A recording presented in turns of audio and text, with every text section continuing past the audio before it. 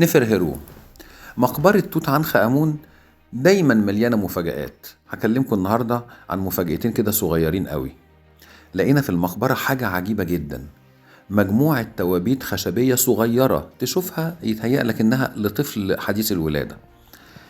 التابوت الأول كان عليه نقوش بيغلب عليها اللون الأسود واللون الذهبي. لما اتفتح وجدنا جواه تابوت تاني رائع لكنه من الذهب. هنفتح بقى التابوت التاني، لقينا جواه تابوت تالت بس أصغر منه بكتير قوي، وجوه التابوت التالت تابوت رابع متناهي الصغر.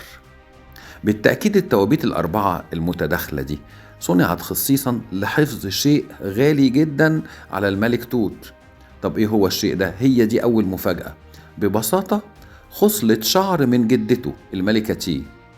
احتمال كبير يكون الملك حضر تحنيط جدته أو حضر الجنازة في طفولته المبكرة واحتفظ بخصلة من شعرها من فرط حبه ليها وتعلقه بيها.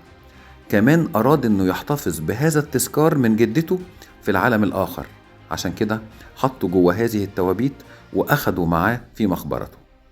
على أحد هذه التوابيت في نص بيؤكد تقديم البيرة والنبيت والمأكولات الشهية لجدته الملكة تي، وكذلك بيسكب الماء العذب علشان يساعد روح الملكة تي إنها ترجع للحياة مرة أخرى.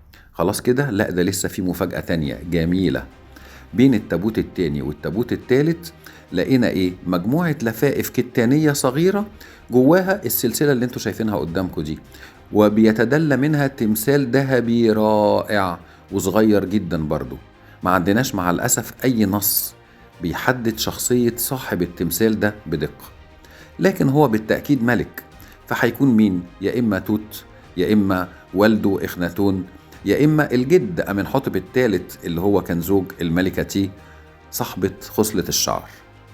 المجموعة دي من مقتنيات المتحف المصري الكبير.